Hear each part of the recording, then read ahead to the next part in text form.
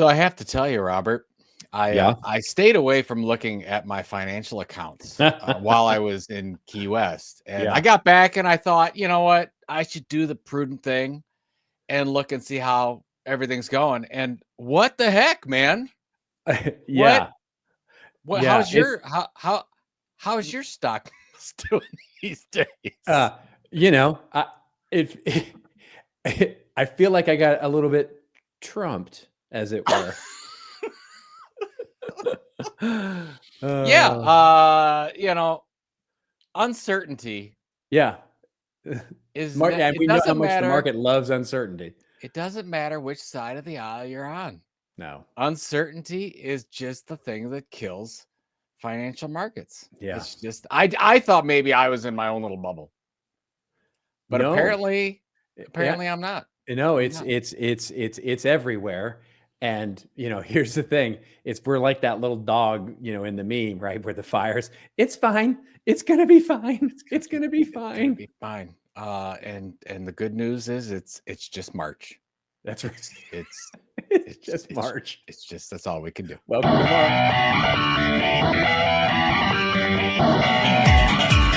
Just remember, everybody has a story to tell. Tell it well. I'm just old marketing. And now, for your listening pleasure, here's Pulizzi and Rose, covering the week of media, marketing, and digital content news. This old marketing. Take it away, boys.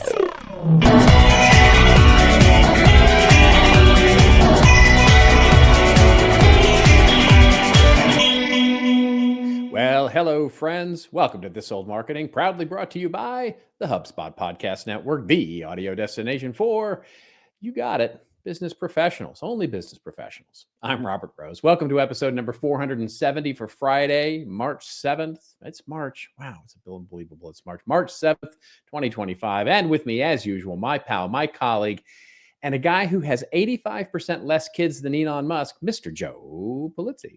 Is that a true? Yeah. Is that the real percentage? That's a real percentage. You have Wow, 85% less kids than him. Yeah. I feel like I need to do better. I can Yeah. be more. I Yeah. can do more. No, You can do. Don't tell You my can do wife. more. No. Yeah. Nobody. Now we should just nip that in the bud. Although I don't Yeah. know if you caught this in the news. It seems like China is really working hard to get more citizens to procreate. It's a real problem over there. Oh, yes, it is. It absolutely. They went is. the other way on that. Yes. But yes. nobody wants to have kids. China's. It's a thing in China, and it's where it's really a challenge right now is in Japan. In Japan. Yeah. Wow. Japan is really aging out. Well, we actually have the same problem in the United States, although I'm surprised more people aren't talking about it because we really have sort of evolved. There's a few other things on everybody's mind right about now. No, this is the most important thing. The population issue in the United States is the most important issue. Yeah, well, I think Elon's trying to take care of it single-handedly is what he's trying to do. I saw a thing the other day, and again, I'm back in Cleveland, Ohio, recording, and I'm sort of back in the news. I don't. Right, I get it. I'm like keeping up with what's going on, and that's a bad decision. Yeah, you and I were talking before the show about maybe a better life is not really knowing. Like, is it okay to live a life where you're totally ignorant to what's going on in the news? Like that's kind of what I want to know. Yeah. I see people really talking about just checking out, right? Like, moving to New Zealand or just basically saying, look, and by the way, on both sides of the aisle, they're saying, hey, I think it might be better just to go live somewhere else. It's too much. It's just too much. Well, it goes back to the days of Rome and the gladiators. It's like, why did they have? I mean, let's think about this. This is thousands of years that we've been doing this stuff. Why did they have the gladiators? To keep the people's minds on all that fun and the circus and not all the other stuff that's going on. Right. That's why we have sports, and that's why we have all these other things to divert ourselves. So that's what certain people want, is for us to pay attention. Oh, Greenland. Oh, tariffs. all this stuff. And all the while, the rich are getting richer and the poor are getting poorer. I don't care if you're Republican or Democrat, that is absolutely happening. And just know that that's what's going on. Just if you want a really, I've been reading up on my history, which is what I tend to do in times like this. And if you want a really interesting time period to go look at, just go read any good book on the Gilded Age, right? Which is, ironically enough, William McKinley, President McKinley, who obviously, had a mountain renamed after him.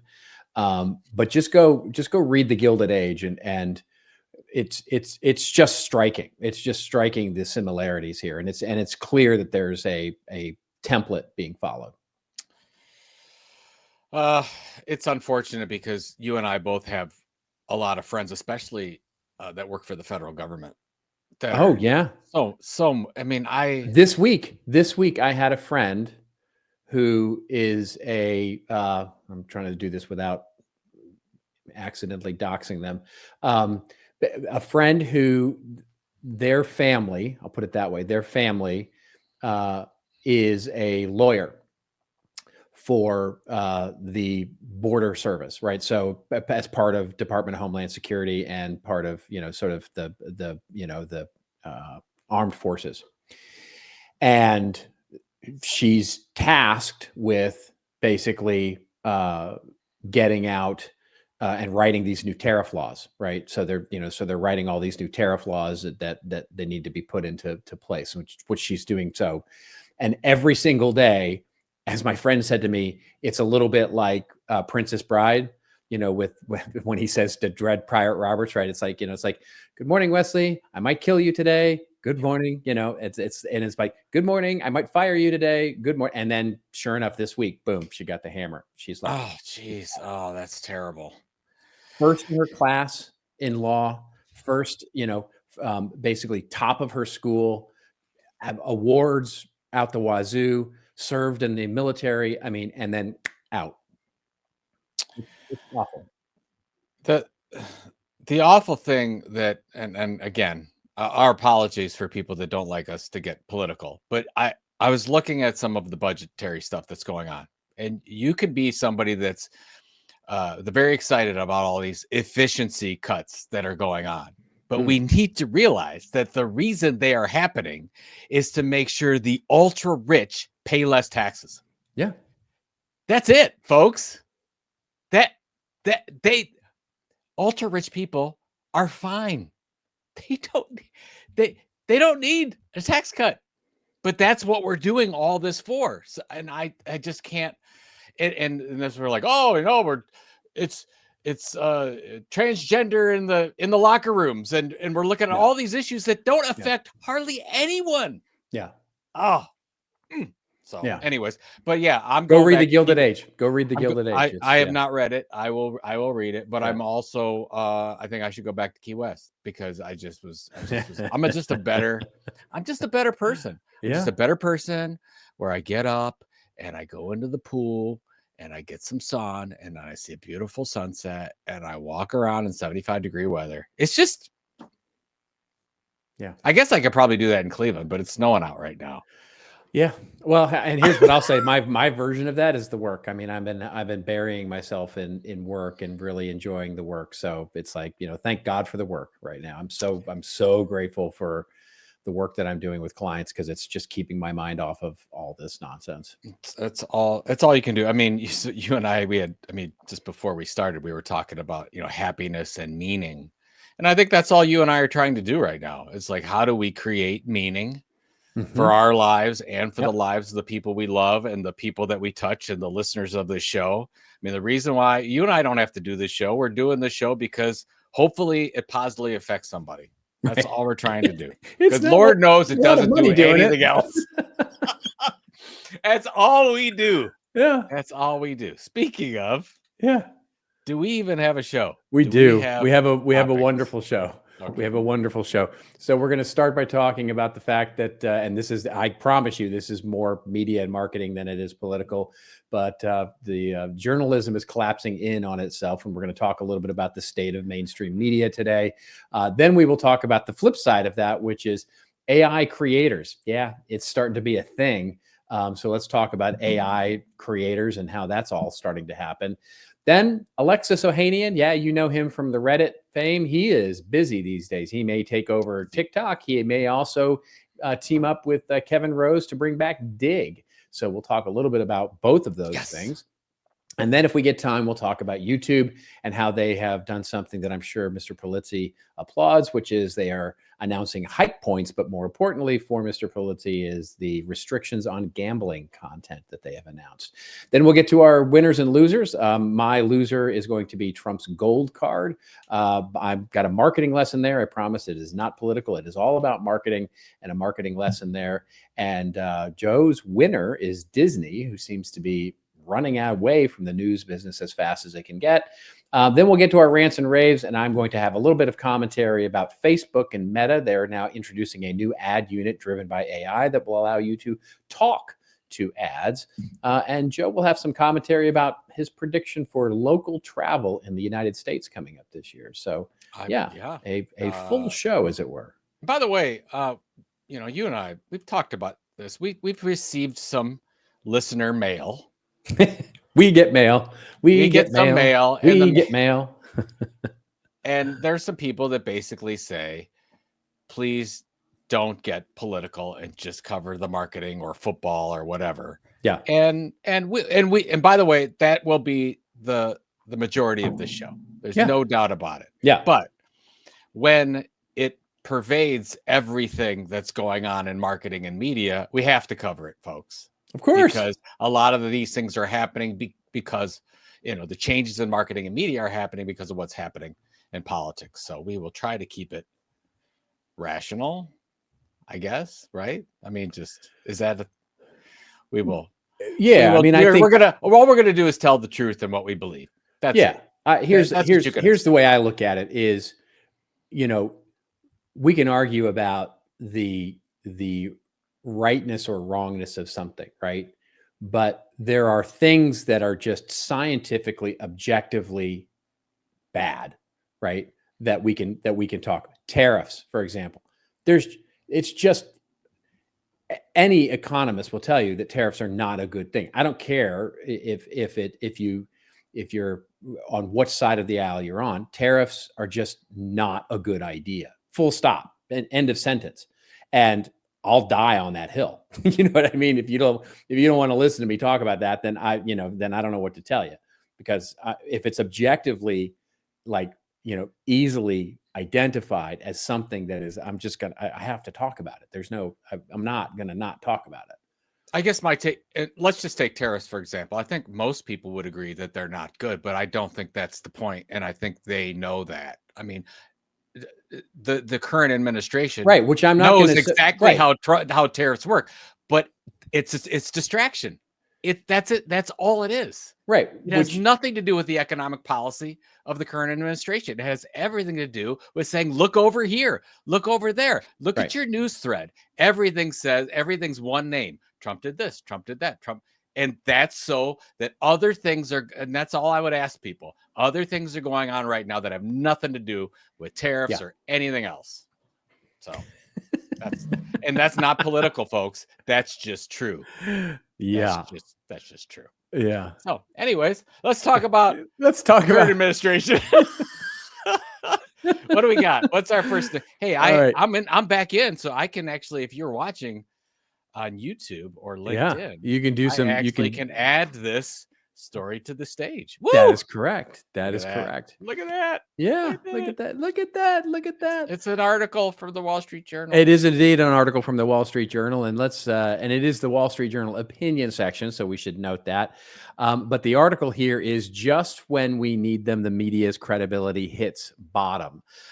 Journalist Harumph at Trump's actions, but no one seems to care anymore. I say that with no satisfaction, says Gerard Baker, the opinion who is being expressed in this particular article. And it opens up by saying a frenzied first month of the second Trump administration has unfolded against the familiar chorus and the wounded alarm from dyspeptic journalists. Only the Wall Street Journal is going to get the word dyspeptic into the chat.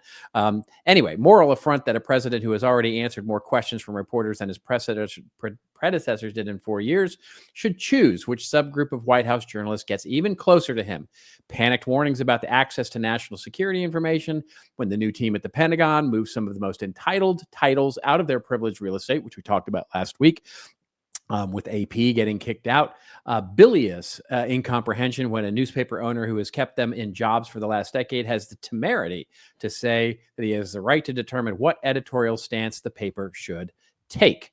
That would be Jeff Bezos he's making reference to there, and so on and so on. Basically, the point of this piece is that in a world that really needs sort of the idea of journalism and the idea of a free and fair place to understand and explore ideas, the mainstream media seems to be going the opposite way of that, and it's really interesting because it in so many ways for those on whatever side you sit on, that feels good, but it's, in other words, it feels good if you're on the left and it feels good if you're on the right, that your team is actually standing up and being loud and proud and doing the things that it's doing, whether it's a billionaire owner of a newspaper or whether it's the actual newspaper or news outlet itself. But what he's saying is that this is not a good idea. This is not a good idea, full stop. And it's sad because we need that more than ever. And I think it speaks more to the state of the failure right now of journalism in the face of the media business right now, where media businesses are right now. And so if we sort of unpack everything, and I would love to get your take on this, which is if we unpack all of this, it really comes down to how media is monetized in 2025, especially the news. And is there some escape hatch that gets pulled at some point, or is this just going to get worse before it gets better?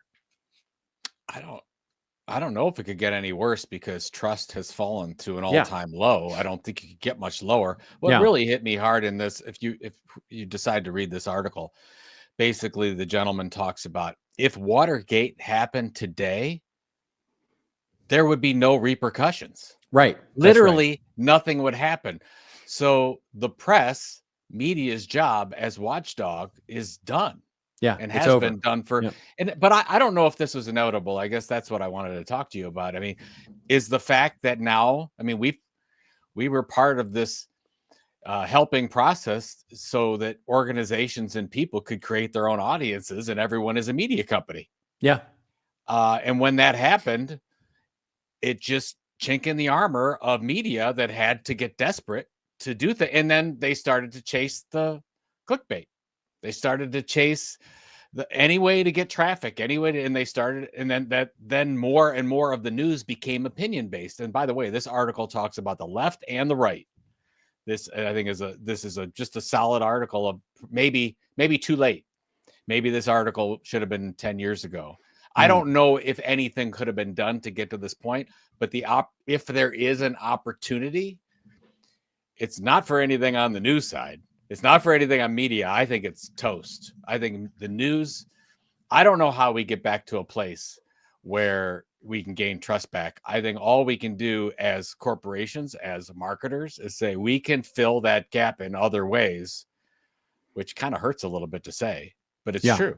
I mean, I don't like it. I don't like the fact that, wow, now is the greatest opportunity, not greatest, but an amazing opportunity for brands to launch news in their niche, in their industry, become the leading expert, because this is gonna happen to business publishing too. It's going to it's not just a thing with the political scene or just regular news. It's going to happen to whoever covers the news as an independent journalistic source. they're getting eaten away at. And I don't see any other way around this, and I don't see it getting better, and I only see it getting worse. I see a way it could get better. And here's so not to crack open the history book again, but I actually did, this was a few years ago. Remember when I used to open up one of my classes with talking about the growth of penny papers, right? And how advertising became actually, people forget The that yellow in the early, journalism times. yeah, exactly. In the early days of newspapers, the idea was that newspapers were really for the rich class, right? You could really only afford a newspaper if you had money, because they were expensive. And so really only rich people got them. And so, because you had to subscribe. There was a subscription model. And so there was a number of innovators that happened, and they introduced this new thing called advertising into newspapers. And they called them the penny papers, because you could now buy a newspaper for a penny, but then it would have ads in it. And I used to use that example a lot because it was the sort of introduction of advertising as a practice in so many ways. It was also coincided with what became yellow journalism, what we now know as yellow journalism, which was basically because the newspaper, the idea in advertising became such a viable commodity. Well, what you started to see were papers that erupted in every particular niche you could think of, right? There were political party newspapers, there were celebrity newspapers, there were local newspapers, there were,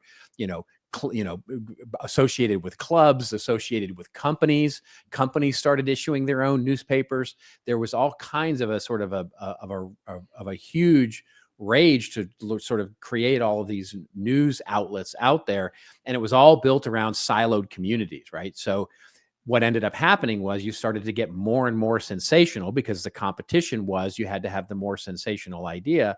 And ultimately, this idea of yellow journalism, basically flat out lying about stuff, politics, religion, business, gossip, etc., started to pervade. And that was really quelled by a very then sort of quietly, it was Justice Brandeis, Supreme Court Justice Brandeis, who issued the right to privacy rulings back in the day, and basically stemmed a lot of that. So it was all about, you couldn't lie about people anymore. You couldn't, so there were penalties to pay if you lied about people and defamed people and basically said untrue things in newspapers, which really brought about a whole new renaissance in the world of journalism. And that whole period of study is really interesting, because it sounds, if you look at what's going on today, it's the exact same thing, right? There, to your point, and to the point in this opinion piece, there is no like if Watergate happened today, people would just call it fake news. It would just be, that's fake news. I don't believe it. Only the Washington Post is actually reporting on this, and it's two chucklehead reporters, and we don't care about them, right? It's fake news, because if I go over to Fox, they're either not talking about it, or they're sort of rationalizing, well, here's why it happened, right? Mm-hmm. And so all of those things are now starting to happen on both sides, by the way, which is all the whataboutism that we see about now. Like, so there's all this that's going on. The only thing I can see, if we look at history, maybe not repeating itself, but certainly rhyming, what we can see is that perhaps some kind of legislation and or set of new privacy types of applications and legislation on media might help, right? It might help. I don't know that it will, but it certainly might bring something back to the practice of journalism. I don't know when that's going to happen. It's not going to happen in the next 4 years. That's for sure. Because no, it's not going to happen in the next 4 years for sure. And I think we're stuck with this for some time. Yeah. Right. I mean, it's going to get more siloed before it gets less siloed, for sure. Yeah. So I guess the reason why we wanted to cover this was the fact that if you are a non-media company, which a lot of the people that listen to this are, yeah, there may be an opportunity to gain some share of voice in a certain area, because of the fact that trust in media is at historic lows. Yeah. I hate to say that. It seems so negative, but it's true. Well, here's the opportunity, right? Here's the opportunity for brands, right? And I have an article coming out about this on Monday, where I talk about, so the angle for my article is in a world of AI, basically, what does thought leadership mean? What does leadership mean in a world of AI? In other words, when we talk about the idea of leadership, and especially thought leadership, right? So thought leadership from brands, thought leadership from our leaders. What was the classic thing that we talk about, which is an asymmetry of information? In other words, thought leaders had more information or had different insight than everybody else did. And in a world of AI where everybody knows everything, right? There's just so much access to insight, information, data, and knowledge that basically everything becomes a fact. You end up in this sort of post-truth era where you don't have any more information than I do. I don't have any more information than you do. It's just about what I believe. What do I believe about that information? And so the opportunity there in that world is to create community, to create multiple communities and be able to shape understanding in each individual community and build that community so that it's trustworthy or that you're trustworthy within it. That's the new thought leadership, is building a community of people who believe in what it is you say. And ultimately the larger leaders or the more impactful leaders will be able to shape it for multiple communities. In other words, bring multiple communities together with a shared understanding. That becomes the new thought leadership, which is promising.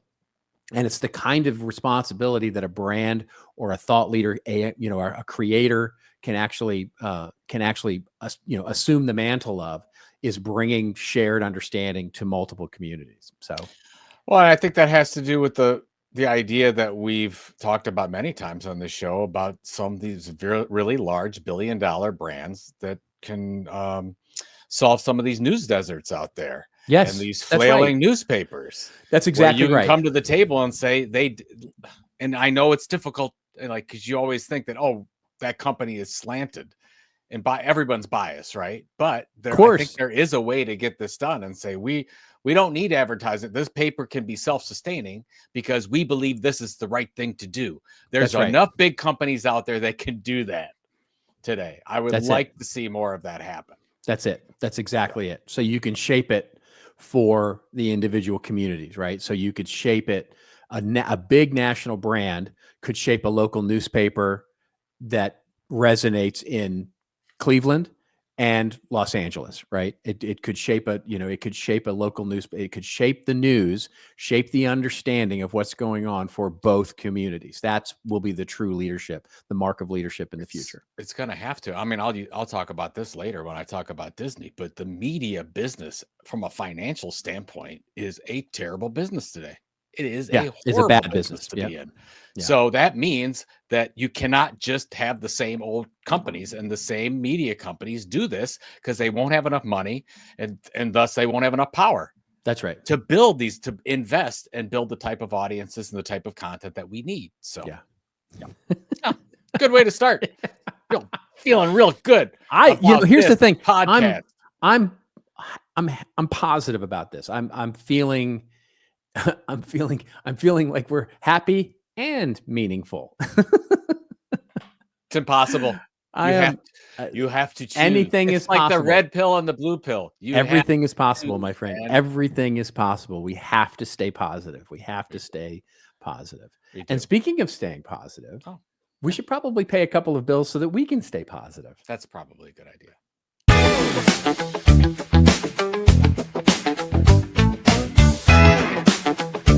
Marketing in 2025 is wild. Savvy customers spot fake messaging instantly. Privacy changes make ad targeting a nightmare, and everyone needs more content than ever before. That's why you have to check out HubSpot's new Marketing Trends Report. It doesn't just show you what's changing, it shows you exactly how to deal with it.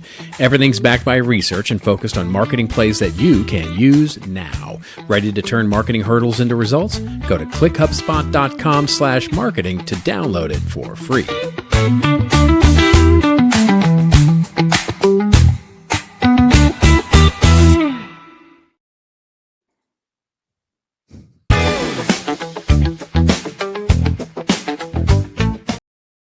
going back. Hey, Hey, hey, hey, what? what? What? Hey, Hey, what? hold on. Hold, See, what? I had a technical difficulty. Okay. Let's see if. By the way, that was great music. Oh, wait And on the other side. I'll tell you about is it this music. Yeah. okay? Well, and the other thing, this is to prove that we record this live and we don't overproduce. Here you go. Here's the second one. Here we go.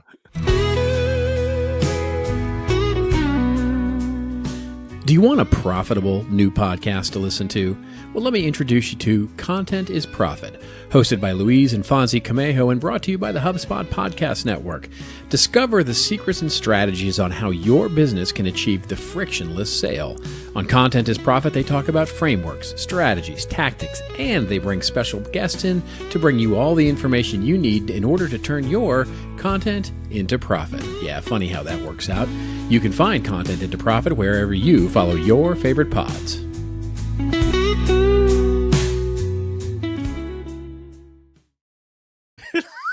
There you go. Yeah, I'm back. There you go. All good. Thanks to our production manager.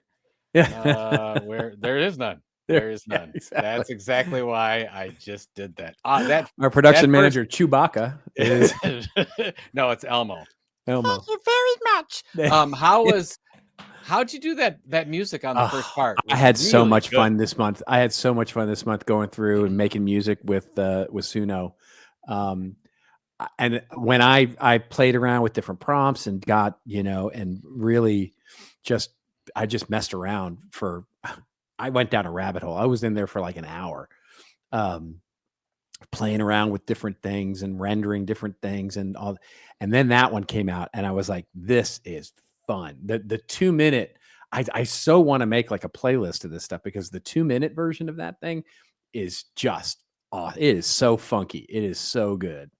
It is so good. Maybe we need a new introduction for maybe that's our new. No, my introduction is fine. Thank you very much. No, all the music is courtesy of Robert Rose on this. So I mean, I'm not saying I would never like. What would I'm not gonna do anything. Yeah, but it was totally fun to do that one. It was, which is why I let it play for like that because I wanted that hard ending because it's just such a great ending, which is rare. By the way, just for any of you who play with Suno, you'll know for you to get a nice clipped hard ending on a song is rare. You don't get it often, and so it's you got it. I didn't share this with you, but we were talking about doing that marketing vinyl album and whatever. Yeah, and we did get an email from a listener. Oh, you shared this with me? Yeah, no, you shared this. Well, the one, maybe not the other one was for the love of God, no Jay-Z.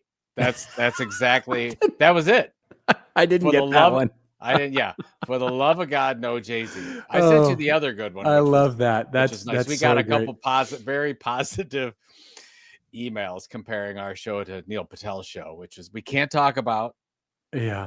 Oh my gosh. But they were all very, very. It was nice. so great. Yeah. But yeah, I think the vinyl album is. I think we could sell at least 5 copies. Yeah. I mean, it's. Oh yeah. If we keep our goals extraordinarily low, I think we'll do well. There you go. So, anyways, all right. You go. All right. What do we got? Moving on here, we got AI creators. Is it a thing? This what we're going to link to in the show notes here is a social post on LinkedIn from Jim Louderback, who I quite like very much.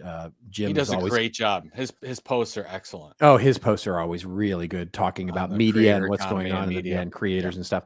And so basically, he in his newsletter, I guess it is his LinkedIn newsletter, he speaks to the idea of an AI creator case study. And the way he opens it up is he says, it's not too early to start exploring full-on AI capabilities as a creator. Iconic Becker, founder of Creator Fest, renamed Creator Hub, and coming back to Orlando in August, launched a new Instagram channel called @AI_Conversation 6 weeks ago. He's quickly amassed 8,000 followers and 2 million views. Here's how it works. Becker created an AI version of himself with Hey Jen and a voice clone with 11 Labs. Every day, a Claude-based agent scours the internet for the top 10 AI news stories and writes a short, punchy script for each. Becker picks the top one, sends it to another AI agent that kicks off a production workflow. The script is voiced via 11 Labs. Hey Jen creates a video version of it, and then it all gets sent to a pre-briefed team at Story. Story. Anyway, story with two Y's. How do you pronounce it? How you're going to pronounce it? Story. There you go. Yeah. They integrate B-roll, image with the voice and the video track, produce a ready-to-post video in about 3 hours. Once it's done, the agent auto-posts to TikTok, Instagram, and LinkedIn. The secret sauce, the AI version of Becker only appears on screen for 3 seconds or less at a time, and each 3-second clip is polished with Kling to ensure accurate lip sync. All in all, he spends about $1,200 a month for 30 videos. Few can tell that it's not real iconic. Anyway, the automation just works too. According to him, I never watched the video until it's live. I'm so confident in the process that we've never had any duds. Nothing's stopping you from doing this too, says Jim. And if you don't, one of your competitors will. It's a great example of how agents will impact the creator economy going forward by cobbling together different specialized AI models to deliver fascinating and ultimately profitable results. What say you, Mr. Pulizzi? Wow, it seems so easy and amazing. It has to be Yeah. incredible content. Now, I have to be honest, I have not watched any one of these videos. I have. So, what say you, Mr. Rose? It's shit, is what it is. It's, I mean, to put a really fine point on it, and nuanced sort of take on it. It's not good. I mean, it's you know what I mean. It's what I would expect out of that reading that process. It's exactly what I would expect. It's, you know, like you said, the clips are very quick of him. It's obviously AI, and you know, it's so obviously AI, and lip synced with Hey Jen and stuff like that. I don't even know the guy, and I can tell that it's AI. And so, and you can accuse me of confirmation bias because I knew it was AI going in, so I saw AI. So maybe, but you know, after having had my voice done for Content Marketing Institute with a similar technology for voice, I can tell. I immediately, anybody who knows me can tell it's not really me. It's nice. It's. I mean, look, the technology is impressive. It's wonderful. I also call a little bit of bullshit on this process because I happen to know that all of that is not automated, right? There are a lot of human intervention going on in all of those tools because they don't all work together. It's not like you push a button and all this just happens. That audio has to get created, the video has to get created, then the video with the audio gets created, and then he has to cut it, you know, then it gets cut together with another thing. It's like, I agree with you, but theoretically you could use AI agents to talk to each other to get that done. Once you get the process set, I believe that then it can happen automated. I will be very interested to see when that happens. I mean, I keep hearing about these AI agents and how they're going to change the world, and I've yet to see any of them that aren't basically just glorified. You know, basically, we used to record sort of keystrokes in WordPerfect back in 1990s when, you know, you would sort of record these things and just hit automation, and it would, you know, automatically go and basically add a period to every paragraph or whatever you needed to do in a particular paper. Yeah. It's basically, that's what AI agents are right now that I see. I don't see them working cross platforms. I don't see them, not today. I mean, I'm sure they will get there, but AI agents to me right now, I just haven't seen it. I've seen a lot of hype about it. I've seen a lot of like, well, we could do this and we can do that and we could do this. Like, okay, but show me that happening.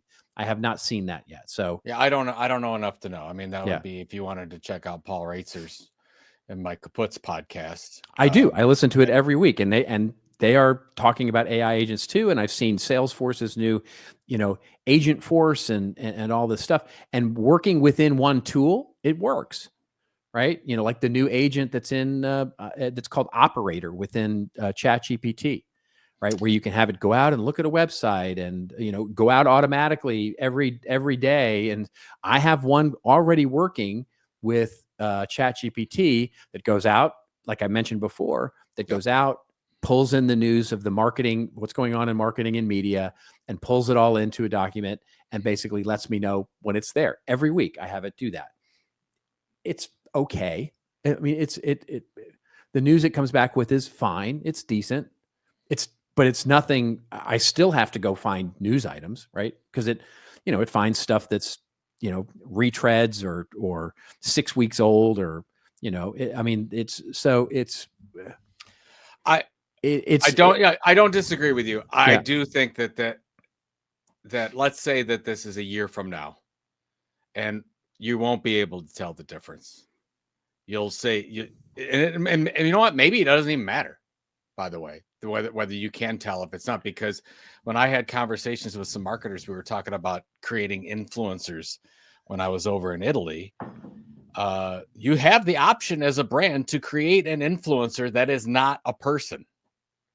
Like it doesn't have to be an employee. Like we have that option today. I'm not saying it's good or bad. I'm just saying it is an option. Of course it is. Yeah. You have a lot of people there's like that McQuella, I think the name is, that has 5 million followers on TikTok or whatever. That's that's just an AI thing, persona. Yeah, for sure. So I think that the thing is that this is what we're competing against today. And I saw yesterday Patch, which used to be, I think, part of AOL, where they have all the little local news sites. They just added something like 27,000 different communities by doing this kind of process and just going out and searching for human-made things, bringing it in. They say they touch it like human beings touch it in the process, but they're able to add so much more because they don't have to do any of this work anymore. Yeah. So I don't know. Yeah, it's a thing. That's what we're competing. There's definitely it's a thing, but it reminds me so much of, there's sort of all these things coming in bits and pieces, right? I mean, what was it 6 months ago? Maybe not 6 months ago. It was maybe less than that, before the end of last year, when we were talking about the whole podcast thing, right? Where the Google LM, the sort of notebook, right? Yeah. Will automatically go out and assemble podcasts, right? And basically take all those news items and turn it into a podcast with two, jovial, fun-loving hosts that will do your podcast. And at the time, we predicted and we started to forecast that they would make more voices available, right? That they would make more, more than just the two that they had available. I don't know if that's happened yet. I haven't seen anything about it. I have not seen a skyrocketing number of hit podcasts that use this technology to do that. So it's like, I see the edge cases like this, like, AI conversation. It's an edge case for me. That's like, that's neat. It's neat. But I don't see it becoming. I don't see it becoming sort of a mainstream idea and competing with the personality and real connection that people bring to this. In other words, because I know that it's AI is almost part of the problem, and it'll only. By the way, he makes the comment that I only watch it after it's live, and I haven't seen any duds so far. It's like, yeah, that's great until it gets something like really, really wrong, right? When it gets something really, really wrong, and then you have a sort of a live thing that's like says something really awful or something really, really wrong, and now all of a sudden it's just a big fail, right? So it's like the trust level has to be pretty darn high. The one quick take on the Notebook LM example of the creating the podcast. I know a few people that use that specifically. They upload their research or articles into that, and then they listen to it for learning. 100%. That's a better use case. No, it's a better use case. Much better use case. A much better use case. Yeah, I don't think a lot of people are using it for the ones that are saying, "Hey, I've now created a podcast. Come listen." I don't think they're doing very well. They are, because a lot of the reason, and we know this full well, people don't listen to a podcast necessarily to learn. They listen for the interaction, and it's somewhat interesting and entertaining. And you're not. I don't know of a lot of people listening to this that are learning a lot. I think they listen for NFL. They listen to NFL and they want politics. That's what we've learned. We've changed the entire show. this dumb marketing. This dumb marketing. This idiocy today. Okay. Yeah, all right. Anyway, let's move along here. Let's see, where are we time wise? We We're should probably always move. over. Yeah, We're let's always go over. to our winners and losers, where Joe and I Okay. pick a little bit of a winner or a loser in the last week of marketing. Would you like to go first? I'll Shall go I first. Let me first? see if I can Yeah. bring this up too as I have it. Let's see. Boom. There we go. So this is from the USA Today. It is an article came out a day or two ago on Disney laying off employees at ABC News, as well as, if you heard, polling site 538. Used to I love didn't even know that they site. own that. I didn't. I used to love. Yeah, they're totally shuttering it. Yeah. So they're going away from that, and I'll put the link in the show notes. But what I think is interesting is Disney's flight quickly and rapidly away from media news. Yep. I think they are completely focusing on entertainment. Yeah. That's probably the right decision. I Totally. think this is a marketing win for them. I think this idea of focusing is the right way to go. They have shareholders and stakeholders that want to see a profitable Disney, and I do not think that news is going to get them there. So I 100% agree. So I think that's where we're at, and I'm kind of sad. And they're merging 3 shows: 2020 Nightline and Impact X Nightline, which basically means that that's going to go away soon too. That'll catch news, or 2020 will finally get killed. That's the next iteration of this. They're just taking their time to do it. I feel bad about it. It's the right decision for Disney to do this. It's the right decision for a lot of companies that have different communication and content channels to get away from news, per our conversation before. So congrats to them. I don't necessarily like it, but I think it's the right business decision. What's going to be interesting is to see what Netflix does in this space. There's assuredly getting into the event business, right? So they're going to have more event oriented content, the sort of, in creating that FOMO of, shorter time horizons around content, whether it's sporting events or big special events like the boxing match with Tyson and all that kind of stuff. Subscriber generator for them. Yeah. Those are all been proven to generate new subscribers, and they keep them, they retain and them. So it'll be interesting to see. I will be very interested to see what they decide to do when it comes to news. I mean, I know they have new business news shows coming out. In fact, I think Galloway announced that he's got a new business show coming out on Netflix or something like that in the coming year or something like that. But it'll be really interesting to see what they do. Yeah, it's and why not? I mean, we talked about it a few episodes ago that we're going to be in that. We went to so many different platforms and so many places to get streaming, and now you're going to get to the time we're going to see consolidation, and Netflix is going to pick up a lot of that. Not necessarily from buying other media properties, but by filling that content gap that others are departing from, a la Disney. Yeah. So there you go. All right. Yeah. All right. So I have a loser, which is the announcement of Trump's gold card. And I promise you, this is not about politics. I just have a marketing lesson here because it's such the perfect case study for why strategic marketing and planning is so important. So Trump has announced that he wants to do what he's calling the gold card, which basically is a replacement for what is now called the EB-5 visa program. That issues about 10,000 visas per year to foreign nationals who provide some level of investment. There's a whole bunch of things about it, but it's like $1 million worth of investment. You have to employ 10 people. You have to do a bunch of stuff. And so this would be replacing that with an idea of you spend $5 million one time and you get a sort of I guess it's a get into jail free card, as it were. You can move your you to the U.S. And so the estimate from the Trump administration says that he wants to get 1 million people to do this. That would be quite a bit more than the 10,000 visas every year that the EB-5 visa program issues every year. So he wants 1 million of these. But so regardless of what you think about whether it's a good idea or not, and I actually don't care. I mean, from a fine, right? The EB-5 program is fine.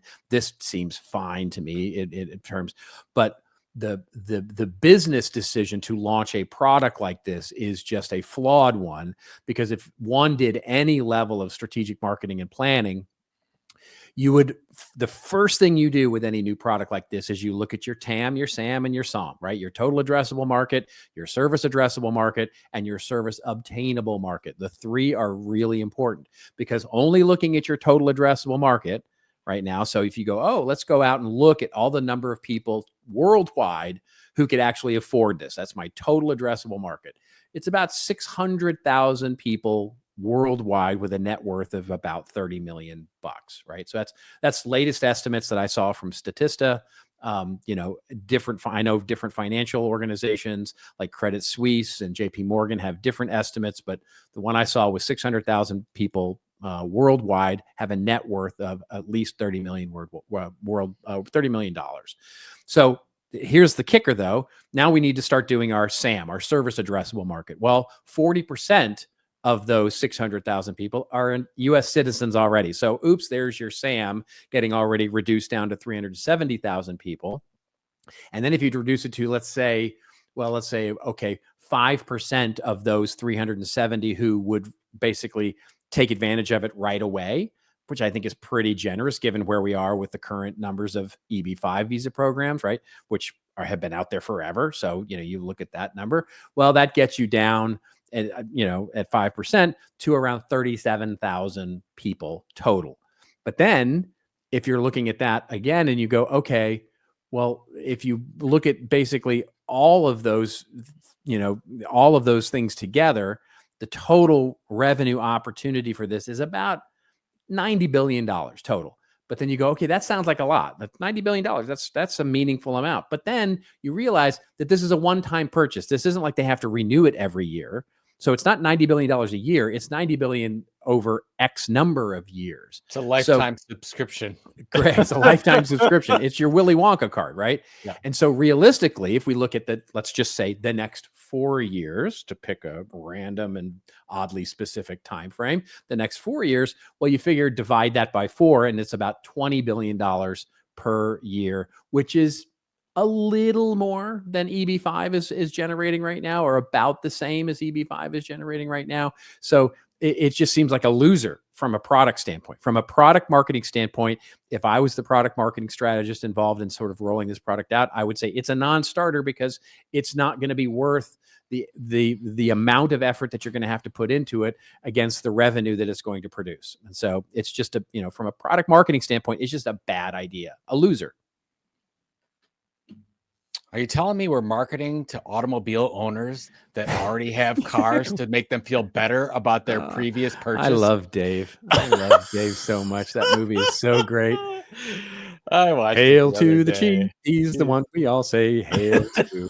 Hail to the chief, because he keeps himself so clean. He's got the power when he's That's in the why shower. he's in the shower.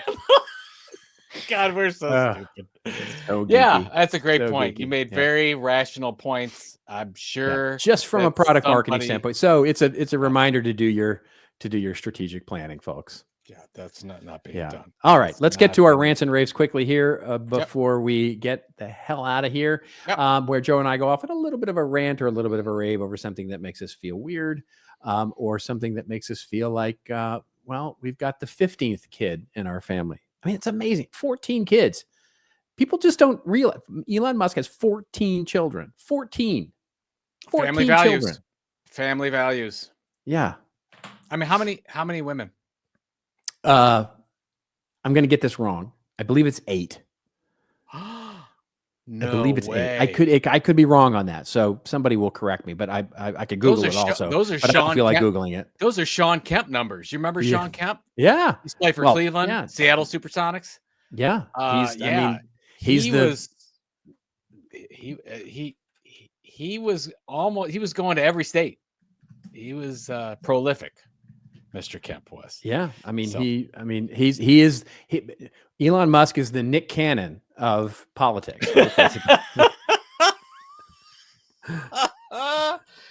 Okay, we Yeah. should move on. Do you want me to go? Yeah, you go first. I'll go. Mine is just a quick take, and it comes from my personal experience over the past few weeks. I'm blessed to have some friends and family that live all over the world, Yeah. in Europe, different parts of Europe, in Canada, and I've been getting a lot of feedback and such. So have And I. Yeah. specifically, I'm going to go to Europe in a couple weeks with some friends, and we were talking about this recently. And I got to tell you, because of the negativity abroad about the United States, and you can't deny it. And if you look at the polls, you'll see it too. But I'm just going from the qualitative feedback I'm getting from people that do not live in this country. It's seething. It's like we have dropped the 100%. ball on everything. And I have to tell you, as a traveler, and I travel a lot, and I'm traveling more and more, I'm more concerned than ever just about the reaction when people find out that you are American, because of what I'm hearing. Now, I don't know what's going to happen. I can report back in a few weeks and let you know, unless I go and tell everybody I'm Canadian, which I'm thinking about picking up some Toronto Blue Jays gear, just in case. Just in case. But so my point is, Yeah. if I'm correct, if the numbers are correct, if what I'm hearing is correct, there's a huge opportunity for what's going to happen. Travel within the United States, similar, but not on as quite as big, because we just couldn't go out. But what happened during COVID, I think you're going to see a lot more U.S. travelers travel within the United States to avoid any altercations, interactions in other countries. So Yeah, if as long as you don't go to a national park. So, you can go anywhere you want except a national park. Yeah, that's man. Yeah, it's unfortunate what's happening there too. Yeah. Or Vermont if you are JD Vance. So I guess the point is, if you're listening to this and you're a restaurant, some kind of if you could create a location, a place to go. We are the oldest bar in Key West. Whatever you are, a place that people I can see what you're travel saying. to. I see where you're going with this. There's an opportunity. Make it a destination. If you can make a local destination, take a trip, take a 2-hour trip, take a 5-hour trip, whatever. I think you're going to see a lot of that happen. Outside of the fact that I think that we could be falling into our recession that we thought we were going to have a couple of years ago, that we might actually have now. And I think people are going to have less money to spend to go travel international. I don't want to get all negative, but let's keep it on what I think, seriously, local travel. I don't think people are going to travel as much internationally. So maybe there's an opportunity for somebody listening because of that. Yeah.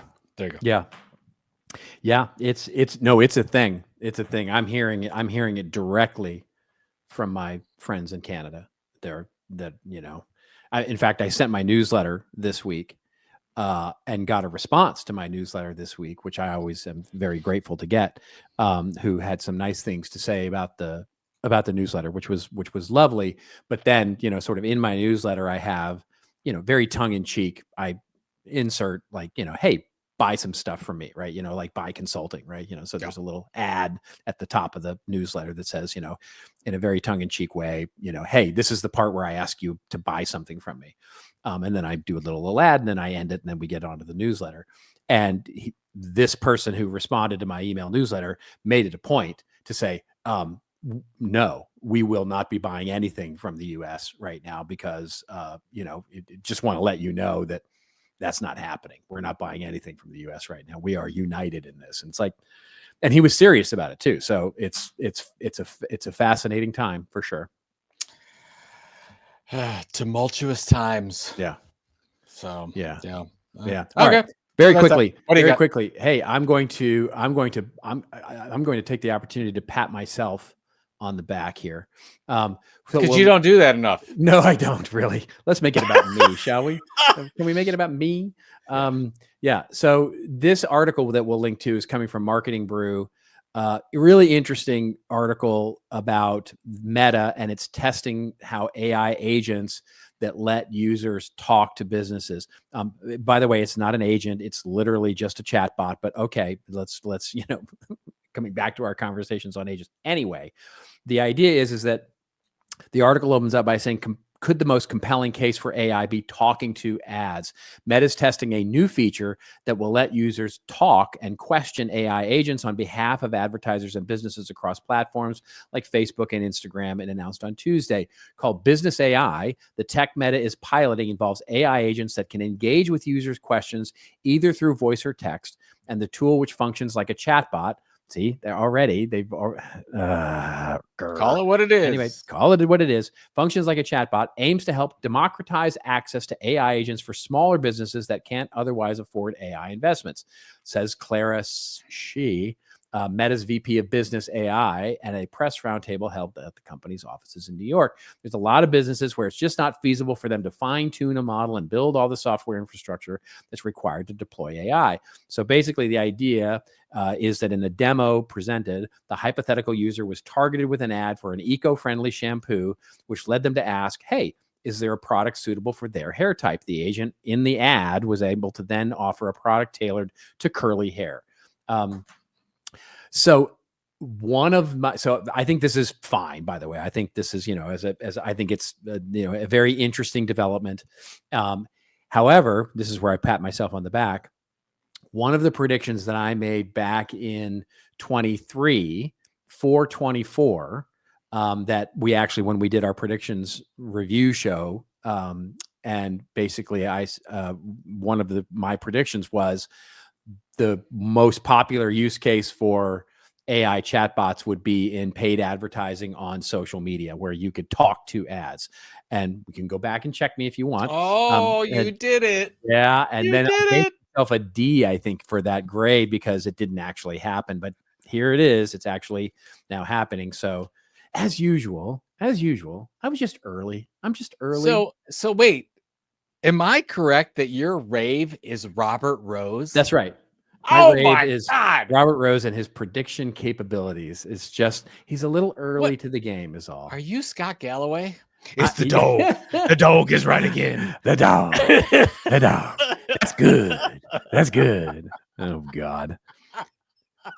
By the way, we love Scott Galloway. I do love Galloway. We love I do love Galloway. We love Kara Swisher. We love all of them. He's a horrible stock picker. He's a horrible stock picker, but he is a very smart man. I don't know. He's pretty good. Pretty good. When he bought the junk debt stuff from FTX. Oh, that stuff was was as brilliant. An investor, he's brilliant. I think, and he's now starting to talk about how he's moving into European value stocks and all that kind of stuff. But yeah, I mean, that's, as an investor, he's very, very smart. Broader economic stuff. He's very smart. He's never been a Bitcoin person. Ever. No. Like never gone for it. I still don't think he owns any. But I don't think he does either. I don't think he does either. All right. What do you got this week? What's going on? So we're taking a quick trip to spring training to watch the Cleveland Guardians play a few games. It's not very long, but this is now an ongoing tradition with my youngest son, and I'm looking forward to spending some time with him. So it'll be super cool. And I get back in time to record This Old Marketing next week. Nice. So all right. So I have priorities. Fantastic. First, my son comes first, and then whoever had the rave on this episode comes second. Yeah. That would be you. There you what do you got going on? I got work that's going on. It's just heads down, good stuff. Can't complain. The weather is beautiful here, so I'm going to get outside over the weekend and maybe actually crack open the barbecue for the first time. Ooh. We'll see. Yeah. But other than that, just, I'm bumming about daylight savings time, because I just hate that. So, losing that hour of sleep it's just a meaningful thing. They're going to get rid of it. Yeah. That's one thing I would love to see come through Congress, is like, just get rid of that whole thing altogether. By the way, as literally we're recording this, news breaking as we hit, Trump has now suspended all tariffs to Mexico for until April 2nd. So yet again, Then we got to go through it. We're just going back and forth. We're just going to go back and forth.